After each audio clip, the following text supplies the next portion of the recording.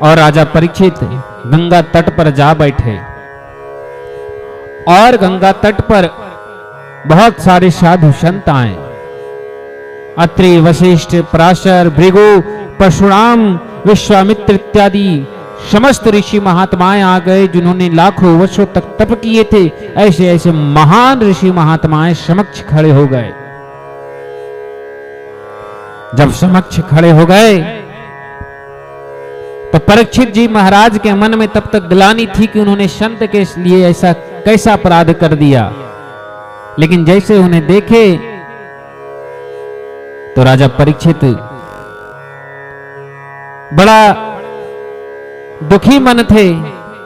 लेकिन संतों को देख उनके मन में विचार आया कि कैसे महान है ये संत, कैसे दयालु और कृपालु हैं हमारे संत महात्मा, कि मैंने एक संत का अनादर किया, एक महात्मा के समाधि में लीन समाधि को भंग करने को मैंने प्रयास किया। वैसे नीच व्यक्ति को भी आज इतने बड़े बड़े संत दर्शन दिए और अंत समय में उनके मुक्ति मार्ग का कारण बनने आ गए। संत हृदय नवनीत समाना, संत का हृदय कैसा होता है तो नवनीत के समान अर्थात मक्खन की भांति। जैसे मक्खन तुरंत पिघल जाए वैसे ही जिसकी हृदय पिघलने लगे वही संत है। परीक्षित जी महाराज वहां से अपने आसन से उठ खड़े हुए। आसन क्या, गंगा तट पर बैठे थे, तो जहां पे बैठे थे उससे उठे और समस्त साधु संतों को यथाशक्ति तथा भक्ति की भांति समस्त संतों को सम्मान दे, उनकी स्वागत कर, उनकी पाद प्रक्षालन कर उन्हें स्थान दिए और सबसे पूछने लगे, म्रियमानस्य किम कर्तव्यम, जो मनुष्य मृत्यु के समक्ष खड़ा हो, जिसकी मृत्यु तय हो, मरता हुआ मनुष्य क्या करे। सारे संत महात्मा शांत बैठे थे और सभी संतों में से कुछ संत ऐसे जो देवी मां के भक्त थे, वे सोचे क्यों ना इन्हें देवी भागवत का पाठ सुनाया जाए। फिर उन्हें लगा कि ये भी 9 दिन का पाठ है। किसी ने रामायण सोचा तो उन्हें लगा कि ये भी 9 दिन चला जाएगा। लेकिन जो मनुष्य जीवन भर अच्छे कर्म करेगा, धर्म करेगा, भगवान उसे अंततः अकेला नहीं छोड़ते हैं। तो क्या हुआ, तो तत्र भवत भगवान व्यास पुत्रो अदृक्षय गाममानोनपेक्षः।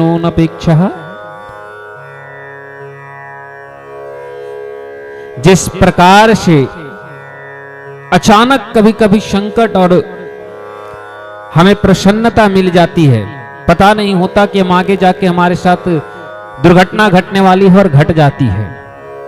रास्ते में किसी से भेंट होने वाली है और हो गई, या समझ लीजिए कि कोई कर्जा लेने वाला आया हो और हम जिससे बच रहे हो और वो अचानक दरवाजे पर खड़ा होकर बेल बजाया और हमने बिना सोचे समझे गेट खोल दिया और सामने नजर से नजर मिल गई।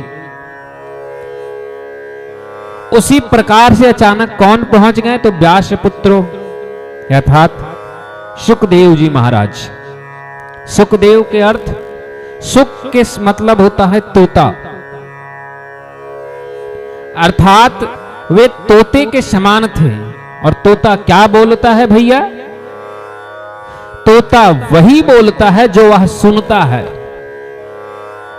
जो वह सुनता है। अपने हृदय से तोता कुछ नहीं कहता। तोता जितना सिखाया जाएगा उतना ही बोलेगा। तो सुखदेव जी महाराज को जितना व्यास जी के द्वारा लिखी भागवत प्राप्ति हुई थी और जितना शंकर जी ने उनके पूर्व जन्म में तोते के स्वरूप में उन्हें सुनाया था, बस उन्हें कंठस्थ थी, वही वाणी को बोल रहे थे। अर्थात सुखदेव जी महाराज ने जो भी यहाँ बात बोले हैं वह व्यास पुत्र थे, व्यास जी महाराज के लिखी हुई वाणी को बोलते हैं और वही बोलते हैं जो शंकर भगवान ने माता पार्वती को सुनाई थे।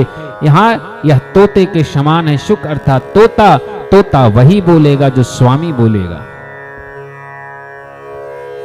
इसीलिए श्रीमद् भगवत महापुराण को यह सोचना कि केवल एक संत की वाणी, सुखदेव जी की वाणी है तो नहीं, इसे जो शंकर भगवान ने बोले थे तो सुखदेव जी महाराज तोते के स्वरूप में सुने थे, इसीलिए इस जन्म में सुखदेव बने, अर्थात उस जन्म में तोता बनकर जो सुने वो इस जन्म में इंसान बनकर सबको सुना दिए, वो तोते के समान।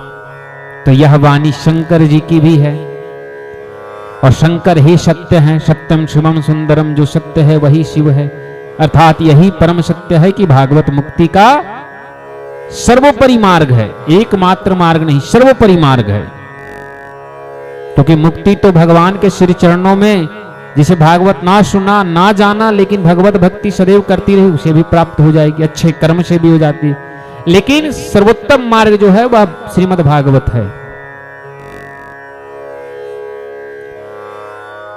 सुखदेव जी महाराज जब आने लगे तो उनकी जो आयु थी, उनकी उम्र मात्र 16 वर्ष। कितनी उम्र? 16 वर्ष। सर पे बाल नहीं, टकले। ऐसे पहले हमारे जैसे अभी जितने हम लोग चमक धमक में बैठकर कथा करते हैं, ये उस जमाने में नहीं थी भैया कि थोड़ा सा क्रीम लगा लो, थोड़ा सा पाउडर लगा लो, थोड़ा आईना लगा के देख ले कि चेहरा चमक रहा है कि नहीं चमक रहा है। उसके बाद थोड़ा कैमरे के फोकस में चेहरा अच्छा ना आए तो चलो भैया 2 ग्लोविंग पाउडर लगा ले, थोड़ा फेशियल करवा ले। ऐसा नहीं था।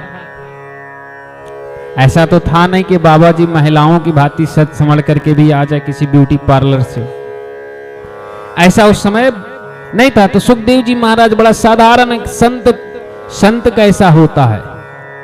संत ऐसा हो जिसे देख करके लगे कि केवल मानव ही है, साधारण मानव है। तो संत थे एकदम मानव के समान, टकले सर थे, कुछ नहीं, साधारण मानव। और कैसे? तो नंग धरंग, अर्थात शरीर पर वस्त्र नहीं थे, दिगंबर मुनि की भांति आए थे। 16 साल की उम्र, और मानो देखने में स्वयं कृष्ण भगवान के समान तेजस्वी और सुंदर, हाथ दोनों लंबे लंबे घुटने तक। और जब वो है आए तो गांव में कुछ बच्चे उनके पीछे लग गए मजाक उड़ाने के लिए, कुछ महिलाएं लग गई। कुछ महिलाएं तो उन्हें उनकी सौंदर्य के कारण निहारने लगी, तो कुछ ये कह करके मजाक उड़ाने लगी कि कितना बड़ा लड़का है और कपड़ा नहीं पहनता। बच्चे नंगा बाबा जैसे करते हैं ना गांव में, वैसे मजाक उड़ाने लगे। लेकिन व्यास पुत्र सुखदेव जी महाराज क्या है? पूर्ण संत हैं, ना उन्हें मान की फरमान कोई लेना देना है, ना अपमान की। और वह यह भी जानते थे कि ये बच्चे हैं, बच्चे वही बोलते हैं जो सत्य होता है। तो सत्य था कि सुखदेव जी महाराज वैसे स्थिति में थे तो बच्चे बोल रहे थे, और जो सत्य को स्वीकारे वही तो सत्यवादी संत होता है। बिना सोचे समझे चलते रहें। और सुखदेव जी महाराज कैसे थे? अलक्ष्य लिंगम, उन्हें लिंग का कोई ज्ञान नहीं था, स्त्री लिंग पुल्लिंग इन्हें कोई पता नहीं था कि स्त्री पुरुष का भेद होता क्या है। हम लोग जैसे जानते हैं कि यह स्त्री है या पुरुष है, उनके सामने सब मानव था, इसीलिए उन्हें परमहंस कहा गया है। जो जीवन भर स्त्री और पुरुष के भेद को ही ना जान सके, वही तो थे सुखदेव जी महाराज। तो पहले जीवन में महान संत बनने का पहला मार्ग यही है कि आपको स्त्री और पुरुष के भेद को, जो अंतर है, इसे मिटाना होगा। स्त्री और पुरुष में हमें जब भेद की दृष्टि हट जाए, तभी आपकी हृदय आपके वश में आएगी। सुखदेव जी महाराज जैसे ही वहां पहुंचे कि गंगा तट में, तो उनके तेज को देख करके सुखदेव जी महाराज बड़ा आश्चर्यचकित हुए कि 16 वर्ष का बालक इतना तेजस्वी तपस्वी। लेकिन वह शांत बैठे थे। लेकिन थोड़े देर के बाद देखते हैं कि जितने ऋषि महात्मा वहां पहुंचे थे, सब सुखदेव जी महाराज को प्रणाम करने लगे, सर झुकाकर खड़े हो गए, हाथ जोड़कर खड़े हो गए। सुखदेव जी महाराज के आने के बाद जैसे ही घटना को देखे राजा परीक्षित समझ गए कि यह 16 साल का बालक, इसके समक्ष जो लोग दंडवत करके संत महात्मा खड़े हैं, ये 10-10 हजार वर्षों तक तपस्या किए हैं, स्वयं भगवान को प्राप्त किए तपस्या करके, अगर वे दंडवत कर रहे हैं तो यह कोई साधारण बालक नहीं हो सकता। और सुखदेव जी महाराज के श्री चरणों में दंडवत लेट गए परीक्षित जी महाराज। और जैसे ही महाराज ने दंडवत प्रणाम किया, सारे राज्य के बच्चे औरतें सब आश्चर्यचकित रह गए। अरे किस बाबा का मैंने मजाक उड़ा दिया जिसके पीछे सम्राट चरणों में लेटा हुआ है। और सारे बच्चे वहां से भय से भाग गए कि अब दंड देंगे। महाराज अगर जान गए राजा परीक्षित की हमने मजाक उड़ाया है, अगर इन्होंने बाबा ने बता दिया। लेकिन जो समझदार महिलाएं थी, बच्चे थे, वहीं खड़े रह गए, क्योंकि वह यह भी जानते थे कि परम संत हैं, ये हमारी शिकायत या निंदा करने नहीं आए हैं। यह चीज कितनी साधारण और कितनी सुंदर कथा है कि भगवान राजा परीक्षित की गर्भ में रक्षा किए, तो आज जब उनकी मृत्यु का समय आ गया तो भगवान ने सुखदेव जी महाराज को भी भेज दिए। बोले कि जाओ और कथा सुनाओ, उसकी मुक्ति का मार्ग दिखाओ। जिसकी उंगली तुम थामोगे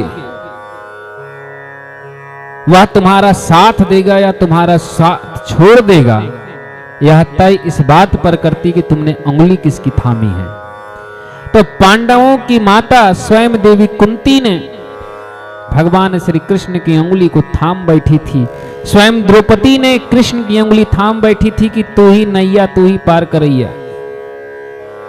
तो आज राजा परीक्षित की भी जब नैया जाने लगी तो उसको भी बेड़ा पार लगाने के लिए स्वयं केशव माधव किसी ना किसी को भेज दिए।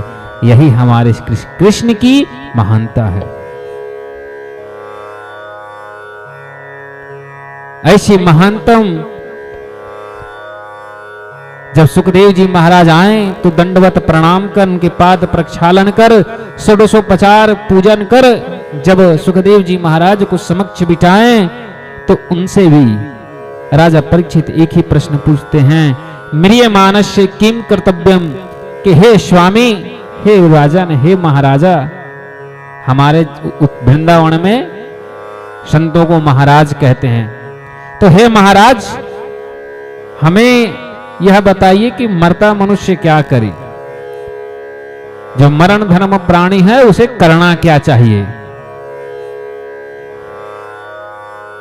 सुखदेव जी महाराज कहते हैं कि हे राजन, तनिक आने तो दो शांति से, मुझे 2 मिनट रुको। अच्छा, कोई घर आए तो उसकी क्या तरीके है, क्या नियम है, स्वागत कीजिए, थोड़ा बिठाइए। आज के जनरेशन में चाय पानी है, थोड़ा उसे पूछ लीजिए, नाश्ता देना है वो भी दे लीजिए, तब आगे की बात कीजिए। तो राजा परीक्षित से कह रहे हैं सुखदेव जी महाराज कि राजन इतना बकी काहे को कर रहे हैं, अभी तो मैं आया हूं, तो जो नियम फॉर्मेलिटी है उसे तो पूरा कर लो, फिर आगे की बात करना। तो परीक्षित जी महाराज बड़ा उत्तर अच्छा दे रहे हैं कि हे स्वामी, संत के मिलने के बाद संत के सेवा से चूक जाना मूर्खता है। आप क्या चाहते हैं कि आप जैसे परम ज्ञानी के आगमन के बाद मैं उस ज्ञान रूपी मूर्ति से ज्ञान प्राप्त करना छोड़ दूं? मैं कथा का माध्यम कह रहा हूं, क्या कोई ज्ञान के स्वरूप, ज्ञान के भंडार से अगर एक दिन का ज्ञान ना निकाले तो वह मूर्ख ही ना होगा? आप जैसे परम संत महात्मा के आ जाने से आपके श्री चरणों में बैठ करके ज्ञान ना प्राप्त करूं तो मैं क्या करूं? और आप कहते हैं कि मैं आपको आने के बाद पहले अतिथि सेवा करूं, पर समस्या यह है कि आप अतिथि सेवा स्वीकारते नहीं और आप कहीं टिकते नहीं। आप जैसे जो परम संत होते हैं वह एक स्थान पर गौ दोहन काल से अधिक समय तक नहीं रहते। परम संतों का धर्म कितना है किसी स्थान पर रुकने का? गौ दोहन। गौ दोहन का अर्थात जितना देर एक गाय को दुहने में लगता है, संत का एक स्थान पर उतना ही समय रहना उचित होता है। क्यों? क्योंकि कहते हैं ना, मान घटे निज घर जावे। अरे किसी का निज घर में अगर आप रोज जाने लगेंगे तो मान घटने लगता है। तो संत अगर एक ज्यादा समय तक रुक जाए तो संतों की वैल्यू कम हो जाएगी। इसलिए संत को गौदोहन से अधिक एक समय समान रूप से एक स्थान पर नहीं रुकना चाहिए। सुखदेव जी महाराज के इस प्रश्न को सुन कि अतिथि सेवा कर लो, जब परीक्षित जी ने ऐसा उत्तर दिए तो सुखदेव जी महाराज बड़ा प्रसन्न हो गए। बोले मैं रुकूं या ना रुकूं ये तो अब दूर की बात है राजन, परंतु आपका जो प्रश्न है यह प्रश्न आपकी निजी नहीं है। अच्छा, मरना सबको है, लेकिन परीक्षित जी प्रश्न क्या कर रहे हैं? म्रियमानस्य किम कर्तव्यम, मरने वाला मनुष्य को क्या करना चाहिए। ये नहीं पूछ रहे कि मैं मरने वाला हूं मुझे क्या करना है, मैं क्या करूं। मरने वाला मनुष्य क्या करे ये पूछ रहे हैं। तो सुखदेव जी महाराज कहें कि तुमने जो प्रश्न किया वो निज कल्याण के लिए नहीं किया है, तुमने समस्त प्राणियों के कल्याण के लिए किया है। इसीलिए इस प्रश्न को उत्तर देना मेरा धर्म है और मैं अब इसका उत्तर देकर जाऊंगा। और दूसरी बात, हे राजन, अगर कोई देने वाला ज्ञानी पुरुष ज्ञान दे और लेने वाला उस ज्ञान को उसी स्वरूप में ले तो देने वाले को भी आनंद आती है। आप किसी बच्चे को पढ़ाने बैठिए, वो बच्चा पढ़ने में बड़ा इंटरेस्ट लेता हो तो आपको पढ़ाने में बड़ा अच्छा लगेगा। किसी को खिलाने बैठिए और खाना अच्छा से खाए, आपको खिलाने में अच्छा लगेगा अगर आप मन से खिला रहे हैं तो। लेकिन खाने के समय अगर वो बार बार नौटंकी करे कि नमक कम है, चावल में ये कम है, वो कम है, तो 1 से 2-4 दिन अगर किसी को खिला दिए, कहिएगा इसको मत खिलाओ, इस हटाओ, इसको बच जाए तो देना, नहीं तो घर से बाहर बिठाओ इसको। यानी जो देने वाला मनुष्य होता है उसी स्वरूप में अगर लेने वाला उसी भाव से हो तो देने का भी आनंद होता है। वरियाने सते प्रश्न कृतो लोक हितो नृप, तुमने जो यह प्रश्न किया है लोक हित में किया है, सो हे राजन मैं इसका प्रश्न का उत्तर अवश्य दूंगा। बाकी इस प्रश्न का उत्तर हम कल देंगे कि सुखदेव जी महाराज आगे क्या क्या प्रश्न होता है और इस प्रश्नों का उत्तर क्या क्या देते हैं। परंतु एक साधारण सा उत्तर मैं दे देता हूं कि सुखदेव जी महाराज और राजा परीक्षित की जब आप कथा पढ़ेंगे तो यहां 7 दिन का श्राप मिलता है। तो सुखदेव जी महाराज को ये जो 7 दिन का जो समय मिलता है वो 7 दिन है क्या? वो 7 दिन है सोमवार, मंगलवार, बुधवार, बृहस्पतिवार, शुक्रवार और शनिवार। रविवार दोबारा सोमवार नहीं आएगी वरना वो 8वां दिन हो जाएगा। तो 7 दिन के ही अंतराल में किसी भी मानव की मृत्यु होगी, यही निहित तय है, 8वां दिन नहीं आएगी। तो इस कथा का अर्थ है कि हे मानव, तुम अगर ये सोच रहे हो कि तुम्हारी मृत्यु नहीं आएगी तो इस तक्षक रूपी जो काल है और उस ब्रह्मण रूपी जो नियति का नियम है, इस पृथ्वी का जो उसने श्राप रूपी नियम है, वह तय है कि तुम्हारी 7 दिनों के भीतर मृत्यु होगी और तुम उस 7 दिनों के भीतर तैयारी कर लो तुम्हारी मुक्ति कैसी होगी। ये मत सोचना कोई मनुष्य कि तुम्हारी 8वें दिन भी आने वाली, बस यही 7 दिन आएगी, 8वां दिन में पुनः वही दिन लौट आता है। मरने का 7 ही दिन होता है और वह सप्ताह का 7 दिन है। अगर इन 7 दिनों में तुमने जीवन में 6 कर्म नहीं किए तो 7 ही दिन में मरोगे। जीने के भी 7 दिन और मरने के भी 7 दिन, 8वां कोई दिन नहीं होता।